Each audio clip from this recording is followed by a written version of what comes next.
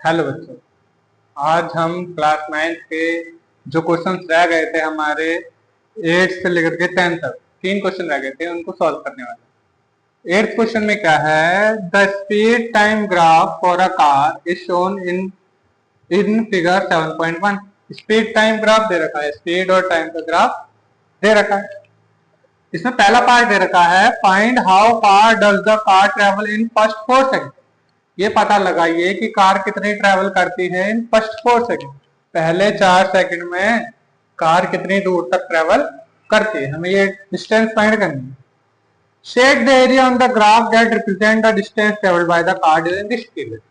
वो कह रहा है जो यह चीज बताए, shade the area on the graph which represent distance. Graph में जो चीज डिस्टेंस को बताएगी उसको क्या कर दो आप, शेड कर दो। ठीक है जी, शेड कर देंगे। तो देखो, डिस्टेंस निकालनी है और स्पीड टाइम ग्राफ दे रखा है। स्पीड और टाइम ग्राफ से क्या आएगा, इसका अगर हम जैसे कि 4 सेकंड तक के लिए उसने बोला था और 4 सेकंड तक के लिए तुम देखो तो वो ये है। 4 सेकंड तक के लिए क्या बनेगा, एरिया पूरा पूरा ये एरिया बनेगा। 6 सेकंड तक के लिए यहाँ बनेगा, 4 सेकंड तक के लिए ऐसे बनेगा। ठीक, तो लगभग ये आया हमारा। ये लगभग लगभग कैसे लग रहा है, एक ट्रायंगल के जैसे लग रहा है। ये जो हमारा फिगर बना है, जो एरिया आया है, वो क्या है, लगभग लगभग ट्रायंगल का है। इसका मतलब अगर हम ये ट्रायंगल का एरिया निकाल लें अप्रोक्सीमेटली, तो लगभग लगभग अप्रोक्सीमेटली बराबर आ जाएगा वो डिस्टेंस, क्योंकि पूरा ट्रायंगल तो है नहीं, उसके जैसा है। तो हमारा आंसर भी क्या है, अप्रोक्स है, एग्जैक्ट नहीं है, अप्रोक्स है। तो हमको क्या निकालना पड़ेगा, इसका एरिया निकालना पड़ेगा। अगर हम इसका एरिया निकाल देंगे तो डिस्टेंस आ जाएगी। ठीक, स्पीड और टाइम का ग्राफ से जो एरिया निकालोगे तो आता है हमारा डिस्टेंस, और वेलोसिटी और टाइम के ग्राफ से क्या आती है, डिस्प्लेसमेंट। ठीक, स्पीड टाइम से आएगा हमारा डिस्टेंस और वेलोसिटी टाइम से क्या आएगा, और डिस्प्लेसमेंट। ये मैंने बता रखा। तो हमको इसका क्या निकालना पड़ेगा, एरिया। तो ए पार्ट में क्या निकालना है, डिस्टेंस निकालना है। डिस्टेंस ट्रेवल, तो उसने कितनी डिस्टेंस ट्रेवल करी, कितनी ट्रेवल करी बराबर होगी उसके एरिया की। इसको नामकरण दे देते हैं, A O B. Distance travel किसके बराबर होगी, area of triangle A O B. अब आप बताओ एरिया ऑफ ट्रायंगल क्या होता है, area of triangle A O B half base into height.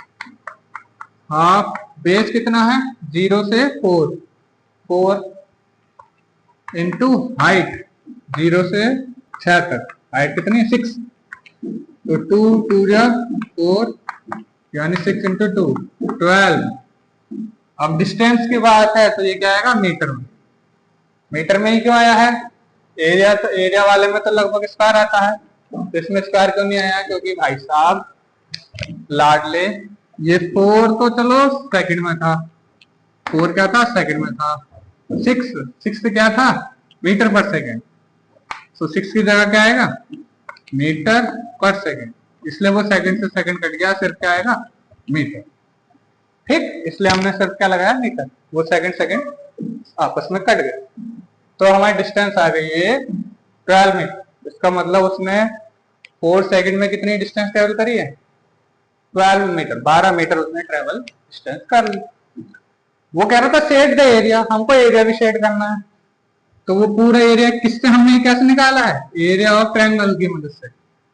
वो कह रहा था उस पार्ट को शेड कर दो जिससे तुमको डिस्टेंस मिली है।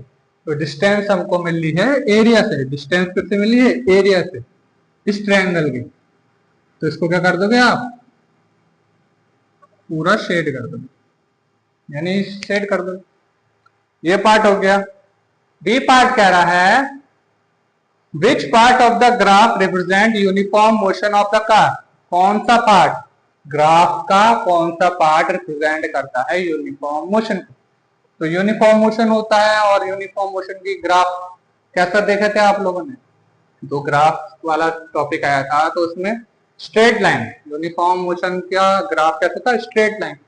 तो यहाँ पे स्ट्रेट लाइन कहाँ है, इसका मतलब 4 सेकंड के बाद। कब है, लगभग लगभग 6 सेकंड के बाद, है ना। आप अगर ग्राफ देखो सही से तो वो 6 सेकंड के बाद ग्राफ क्या हो रहा है, बिल्कुल सीधा जा रहा है, लगभग लगभग 6 पे, है ना। 6 सेकंड के बाद क्या जा रहा है, ग्राफ बिल्कुल सीधा जा रहा है। तो हमें यहाँ क्या लिखना पड़ेगा, बी वाले में, आफ्टर 6 सेकंड के बाद the graph represent uniform motion. After 6 second the graph represent uniform motion, uniform motion को दिखाता है। अब हम देखते हैं नेक्स्ट क्वेश्चन को, 9th क्वेश्चन को देखते हैं। 9th क्वेश्चन क्या कह रहा है, state which of the following situations are possible. इनमें से कौन सी सिचुएशन पॉसिबल हैं, and give an example for each of the these. और एक एग्जांपल दो ईच ऑफ दीज, हर एक इनका क्या देना है, एग्जांपल लेना है। जो भी क्वेश्चन दे रखे हैं उनका अगर वो पॉसिबल है तो उसका एग्जांपल दो, कैसे पॉसिबल है। कल तो बताओगे पॉसिबल है भी या नहीं। पहला ए पार्ट क्या कह रहा है, 9th का A, an object with a constant acceleration but with zero velocity. एक ऑब्जेक्ट के पास क्या होना चाहिए, कांस्टेंट एक्सेलरेशन, एक्सेलरेशन कांस्टेंट होना चाहिए, बट विद जीरो वेलोसिटी, लेकिन वेलोसिटी क्या होनी चाहिए उसकी जीरो। तो ये क्या ये पॉसिबल है, तो हाँ ये पॉसिबल है। अगर ये पॉसिबल है तो आप इसका एग्जांपल दो भाई। अगर हम कह रहे हैं पॉसिबल है तो कैसे पॉसिबल, एक्सेलरेशन कांस्टेंट और वेलोसिटी जीरो होनी चाहिए। तो suppose a ball is throne, ये बॉल को फेंका या पत्थर को फेंका या तुमको उठा के ऊपर को फेंका, किसी को भी मान लो, अपवर्ड ऊपर को ही फेंका, when reaches it's highest point, जितने ऊपर तक वो जा सकता है उतने वहां तक पहुंच चुका है। कोई चीज जो आप जितनी ऊपर तक फेंक सकते हो वो उतनी ऊपर तक पहुंच गया है, हाईएस्ट पॉइंट को अपने रीच कर दिया उसने। Okay very good. Its velocity is zero, तो उसकी वेलोसिटी क्या होगी, जीरो होगी भाई।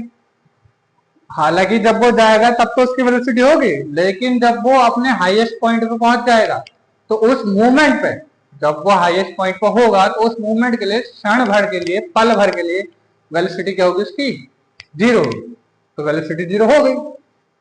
But acceleration due to gravity is still acting on it, लेकिन तब भी उसके ऊपर क्या लग रहा होगा, एक्सेलरेशन। भाई ग्रेविटी अपना काम थोड़ी छोड़ देगी, acceleration due to gravity, gravity तो तब भी उसको नीचे की तरफ खींचेगी। Still acting on it downward, acceleration तब भी उसमें क्या लग रहा होगा, नीचे की तरफ लग रहा होगा, ड्यू टू ग्रेविटी। ग्रेविटी तो तब भी उसको नीचे को खींचेगी ना खींचेगी, और ग्रेविटी की वजह से एक्सेलरेशन आता है। तो यही वो कह रहा है, जब एक पत्थर को या एक बॉल को ऊपर की तरफ फेंका, जब वो हाईएस्ट पॉइंट पे पहुंच गया, हाईएस्ट पॉइंट पे पहुंचने पर उसकी वेलोसिटी जीरो हो गई, तो बुक की कंडीशन फुलफिल हो गई। और उस पर एक्सेलरेशन तब भी लग रहा है, कौन सा वाला, due to gravity, acceleration due to gravity वाला।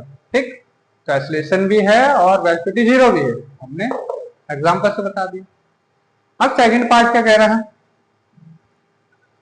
N object moving with an acceleration but with uniform speed. एक object moving with an acceleration, एक ऑब्जेक्ट के पास एक्सेलरेशन होना चाहिए बट विद यूनिफॉर्म स्पीड, लेकिन उसकी स्पीड क्या होनी चाहिए, यूनिफॉर्म। एक्सेलरेशन भी हो और स्पीड भी क्या हो, यूनिफॉर्म।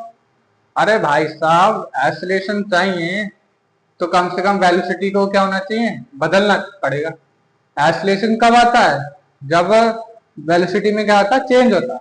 एक्सेलरेशन में की क्वांटिटी आती ही कब है, जब हमारे वेलोसिटी की होती चेंज होती है। या तो वेलोसिटी का मैग्नीट्यूड चेंज हो या वेलोसिटी की डायरेक्शन चेंज हो, ये दोनों चेंज हो, ये मैं बता चुका हूँ। ठीक, तो अगर एक्सेलरेशन आना है तो या वेलोसिटी बदलो या वेलोसिटी की डायरेक्शन बदलो। और वो कह रहा है कि with, but with uniform speed, speed क्या रखनी पड़ेगी, यूनिफॉर्म। इसका मतलब हमको अब क्या बदलनी पड़ेगी, डायरेक्शन। अगर वो स्पीड यूनिफॉर्म रखने की बात कर रहा है, वेलोसिटी के मैग्नीट्यूड को यूनिफॉर्म कांस्टेंट रखने की बात कर रहा है, तो इसका मतलब हमको वेलोसिटी की डायरेक्शन बदलनी पड़ेगी, तभी जा करके उसमें एक्सेलरेशन आएगा। तो इसके लिए क्या एग्जांपल दोगे, तो ये भी पॉसिबल है। और एग्जांपल क्या दोगे, N object moving in a circular path, ये लास्ट वाला टॉपिक में मैं बता चुका हूँ ना अच्छे से। इन अ सर्कुलर पाथ, अगर एक ऑब्जेक्ट सर्कुलर पाथ में घूम रहा है, कुछ भी मान लो, स्टोन मान लो, यो मान लो, ऐसे बच्चे घुमाते हैं यो को, विद यूनिफॉर्म स्पीड। कैसे घुमाना है भाई? यूनिफॉर्म स्पीड से। ये यूनिफॉर्म स्पीड से। इन दिस केस, इस केस में क्या होगा? Objects direction is constantly changing. अगर गोल गोल घुमाओगे तो ऑब्जेक्ट की डायरेक्शन क्या होगी? बार बार चेंज होगी। हाँ भाई, किसी चीज को घुमा रहे हो तो कभी इसकी डायरेक्शन ये है, कभी इसकी डायरेक्शन ये है, कभी इसकी डायरेक्शन ये है, तो ऑब्जेक्ट की डायरेक्शन क्या हो रही होगी? बदल रही होगी। कॉन्स्टेंटली चेंजिंग, बार बार बदल रही होगी। आई अगर डायरेक्शन बदल रही है, इसका मतलब वेलोसिटी क्या होगी? चेंज हो रही है। Velocity is changing, therefore it's has a acceleration. और अगर वेलोसिटी चेंज हो गई तो इसका मतलब उसमें क्या आ गया? एक्सेलरेशन आ गया। अरे मेरे भाई, डायरेक्शन बदल ली है, डायरेक्शन बदल ली है, इसका मतलब वेलोसिटी क्या हो रही? चेंज हो रही।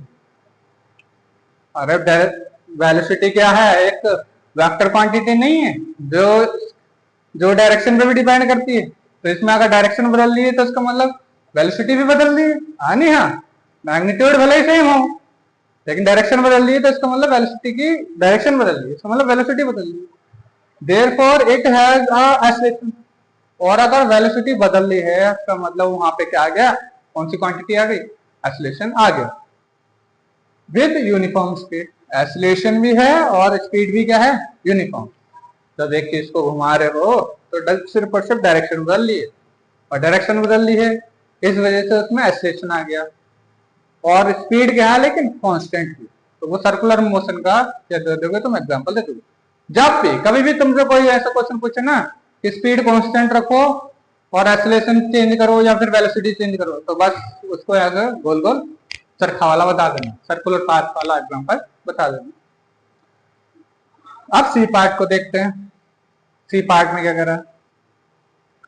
N object moving in a certain direction, एक ऑब्जेक्ट एक सर्टेन डायरेक्शन में जा रहा है, कोई सी भी डायरेक्शन में जा रहा है, with an acceleration in the perpendicular direction. लेकिन उस समय पे उसका एक्सेलरेशन कहाँ लग रहा है? In the perpendicular direction. Perpendicular है ना, परपेंडिकुलर डायरेक्शन में एक्सेलरेशन लग रहा है। ठीक है जी, एक ऑब्जेक्ट के पास सर्टेन डायरेक्शन में उसको मूव कराना, कोई सी भी डायरेक्शन में मूव कराना, और एक्सेलरेशन कैसा लगना चाहिए इसके ऊपर? परपेंडिकुलर। तो अब इसको देखते हैं कि ये पॉसिबल है या नहीं। तो यही पॉसिबल है, और कैसे? आइए देखते हैं। इन यूनिफॉर्म सर्कुलर मोशन, यही वाले में, यूनिफॉर्म सर्कुलर मोशन में, the velocity is tangential to the circular path. जो वेलोसिटी होती है वो कैसी होती है? टेंजेंशियली। मतलब कि भाईजान, जैसे एक सर्कुलर पाथ है तो इसमें वेलोसिटी कैसी होगी? टेंजेंशियली। टेंजेंशियली मतलब जो एक सर्कल से सिर्फ एक पॉइंट से टच करे। ऐसे ही अगर इस पॉइंट के लिए, इस मोमेंट के लिए निकालो तो वेलोसिटी कैसे होगी? ऐसे करके। और इस पॉइंट के लिए निकालो तो वेलोसिटी कहाँ आएगी? टेंजेंशियली होगी। वो क्या कह रहा है? वेलोसिटी कैसी होती है? टेंजेंशियली। सर्कुलर पाथ में वेलोसिटी, अब इस पॉइंट के लिए वेलोसिटी क्या होगी? बिल्कुल टेंजेंशियली। ठीक है भाई, तो सारी की सारी वेलोसिटी क्या है? टेंजेंशियली है। ठीक है, the velocity is tangential to the circular path. हाँ जी, टेंजेंशियल है। समझ गए ना? टेंजेंशियल मतलब सर्कल से एक पॉइंट पे टच हो रहा हो। तो यहाँ पे बस यहाँ पे, यहाँ पे, यहाँ पे, यहाँ पे वो एक पॉइंट पे टच हो रहा है, इसका मतलब वो टेंजेंट है। वेलोसिटी की डायरेक्शन कैसी है? टेंजेंशियली। एंड द एक्सेलरेशन, और वेलोसिटी की तो डायरेक्शन पता चल गई कि टेंजेंशियली है। अब एक्सेलरेशन की बात कर रहा है। एंड द एक्सेलरेशन, जिसको बोलेंगे सेंट्रीपिटल एक्सेलरेशन। और जो एक्सेलरेशन है कौन सा वाला? Centripetal acceleration is directed towards the centre of the circle. वो कहां पे है? एक्सेलरेशन कहां लग रहा होगा सर्कुलर पाथ में? टुवर्ड्स द सेंटर, किसकी तरफ? सेंटर की तरफ। जो एक्सेलरेशन होगा, जो ए होगा, वो कहां होगा? सेंटर की तरफ। ए कहां होगा? सेंटर की तरफ, सेंटर की तरफ, सेंटर की तरफ। ये जो ए होगा वो कहां होगा? सेंटर की तरफ।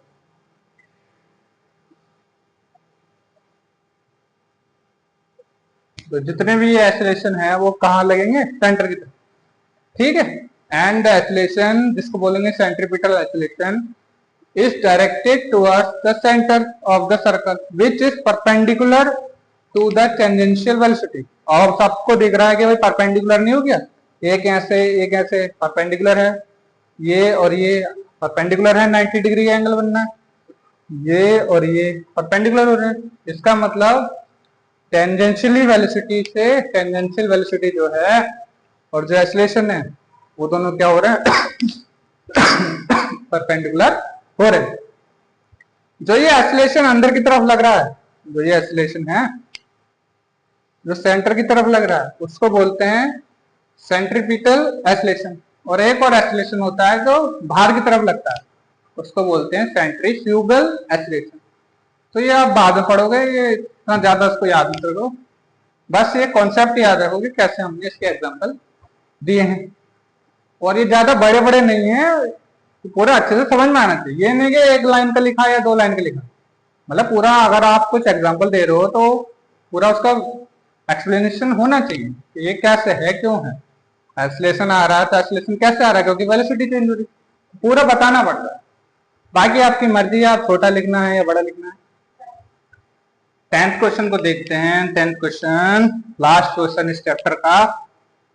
An artificial satellite is moving in a circular orbit. एक सैटेलाइट सर्कुलर ऑर्बिट में घूम रहा है, भाई सर्कुलर में ही घूमता है, large of radius 42250 42,250 kilometre 42,250 kilometre की उसकी रेडियस है, और सर्कुलर ऑर्बिट की रेडियस दे रखी है। Calculate its speed if it takes 24 hour to revolve around the earth. अगर वो 24 घंटे लेता है, 24 हावर लेता है रिवॉल्व अराउंड द अर्थ, अर्थ के चक्कर लगाना, एक चक्कर लगाने में 24 घंटे लेता है, तो हमको क्या बतानी है, कैलकुलेट इट्स स्पीड, हमें स्पीड बतानी है, ठीक। हमें दे रखा रेडियस, ऐसे करके कोई सैटेलाइट घूम रहा उड़ता हुआ, उड़ता ही फिर वो ऐसे करके गाना गाते हुए उड़ता है। रेडियस कितनी है उसकी, रेडियस दे रखी है, ये आर दे रखा है ना, ठीक है, वो सर्कुलर ऑर्बिट दे रखा है। हमें मिल गई इसकी आंसर 10। रेडियस, रेडियस कितनी है 42,250 किलोमीटर, और टाइम कितना है 24 आवर, 24 आवर्स हमारे टाइम दे रखा, ठीक है जी। हमको निकालनी स्पीड, स्पीड कौन सा है, ये मोशन सर्कुलर मोशन है, और सर्कुलर मोशन में स्पीड का फॉर्मूला क्या होता है, सरकमफेरेंस अपॉन में टाइम। स्पीड क्या होती है, डिस्टेंस अपॉन में टाइम। तो डिस्टेंस क्या होगी भाई, यहां से यहां तक की डिस्टेंस सरकमफेरेंस ही तो हुआ, तो इसका सरकमफेरेंस यानी कि 2 pi R, 2 pi R. Speed equal distance upon में टाइम। स्पीड आ जाएगी हमारे, जिसको 20 से लिख लो, 2 पाई कितना होता है 22 अपॉन में 7, आर कितना है भाई, और आर 42250 इंटू में टाइम 24। इसको काटते हैं, छोटा करते हैं, 2 1 जा 2 1 जा 2 2 जा, फिर से 2 से काट दो, 2 1 जा 2 11 जा, और 2 6 जा, फिर से 2 से काट दो, 2 3 जा 6, 2 2 जा 4, 2 1 जा 2 1 जा, 50 का आधा 25, यानी ये हमारा आया 11 इंटू 11 इंटू 21125 कौन में 7 इंटू 3 7 21, जो कि होता है 11 पंजे 55, 11 दूनी 22, 22 और 5 27, 11 एकम 11, 11 में 2 जोड़े 13, 11 एकम 11 और 1 12, 11 2 जा 22, 22 प्लस 1 24, 3 अपॉन में 20 2 3 2 3 7 1 को किससे काटना है? 21 से काटना है। काट लेते हैं, चलो 2 3 2 3 7 5 21 21 बन जा 21 माइनस करा कितना बचा 2 उतारा 2 21 बन जा 21 बचा कितना 1 उतारा 3 छोटा पड़ गया एक और उतारोगे और जब वो दो चीज उतारी है तो क्या लगेगा 0। 21 के टेबल में 1 3 7 2 के टेबल में 13 से छोटा 12 आता है 6 बार 6 बन जा 6 6 2 जा 12। ठीक है जी 7 में से जाएगा 1 3 में से 2 गए 1 उस अब क्या बचा हमारा 5। 2 के टेबल में 11 आता है 5 11 से छोटा 5 आता है 11 से छोटा 10 आता है 5 बार यानी यहाँ क्या आएगा 5 आएगा 5 बन जा 5 5 2 जा 10 5 में 5 का 0 10 बच गया पॉइंट लगा के 0 बढ़ाया और 2 के टेबल में 10 5 बार में तो इतना होता है यानी यहाँ क्या आएगा 4 आएगा 4 बन जा 4 4 2 जा 10 1 मिनट 4 बन जा 4 4 2 जा 8।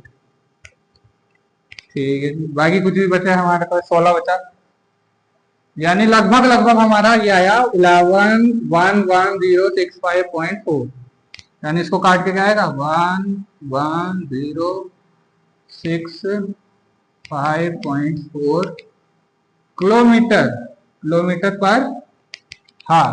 ये किसमें आया है हमारा ये हमको स्पीड दे रखी है किलोमीटर पर हार में लेकिन जो हमारे बुक में दे रखा है वो दे रखा है किलोमीटर पर सेकंड में तो इसको हमें ये जो हार से है इसको सेकंड में करना पड़ेगा। आइए करते हैं अभी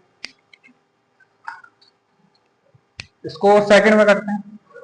ये हार दिख रखा है इसको बदलना है इसको किस में करना है ये तो किलोमीटर ठीक है बस इस हार को सेकंड में बदलना है क्योंकि बुक में दे रखा है भाई नहीं तो आंसर यहाँ तक भी ठीक है अगर किलोमीटर पर हार में लिखना है नहीं तो अगर वो बुक के हिसाब से चले जो किलोमीटर पर सेकंड में लिखा हुआ है तो सेकंड में कर लेते हैं। हार को सेकंड में करना है हार को सेकंड में करना है तो हार को पहले मिनट में करोगे यानी कि 116 नो हो 1106.5.4 किलोमीटर। हार को क्या लिखना है 60 मिनट अब मिनट को भी क्या लिखना सेकंड में यानी इनटू फिर से 60 तो ये हमारा कितना हो गया भाई 11,065.4 6 6 जा 36 0 2 0 है तो ये 0.1 और 1 यहाँ पहुंच जाएगा यानी 11,065.4 ये पॉइंट का बचेगा 1 2 क्योंकि 2 0 है तो यहाँ पे पहुंच जाएगा यानी लगभग लगभग यहाँ पे पहुंच जाएगा अपॉन में 36 ये आया। अब लास्ट में 2 का टेबल तो इसको और क्या काटना है 2 से काट देंगे 36 का आधा होता है 18 11 का आधा 5 2 से काट रहे हैं 2 5 जा 10 बचा 1 2 5 जा 10 पॉइंट का पॉइंट 2 3 जा 6 2 2 जा 4 बचा 1 2 7 जा 40 यानी यह है हमारा 55.327 अपॉन में 18 है। अब 18 से और काटना है 5 कहाँ काटूं 5.327 डिवाइडेड बाय 18 18 1 18 18 36 18 54 18 3 जा 54 18 3 जा 54 बचा कितना 1 पॉइंट का पॉइंट उतारा 3 और 18 के टेबल में 3 तो आने से रहा 2 भी उतारोगे और 2 उतारे तो ऊपर क्या आएगा 0। 18 के टेबल में 136 से छोटा 132 से छोटा 18 पंजे 90 18 छिंगे 108 18 छिंगे 108 और 18×7 = 128। 18 7 जा 128, 18 7 जा 128, कितने बचे? 8, 4 बचे। क्या उतारना था? 7। 18 के डबल में 47, 18 1 18, 18 2 36, क्योंकि 3 बार में तो बड़ा हो जाएगा, 54 हो जाएगा, इसलिए 2 बार में 18 2 36, 1 और 1, बाकी जो भी आता है, यानी लगभग 3072, यानी क्या आया ये 3072 किलोमीटर। ऊपर वाला तो किलोमीटर में ही है, नीचे वाला किसमें हो गया? सेकंड में, किलोमीटर पर सेकंड। तो ये हमारा आ गया आंसर। स्पीड, ये क्या है हमारी स्पीड, एक ये है हमारी स्पीड,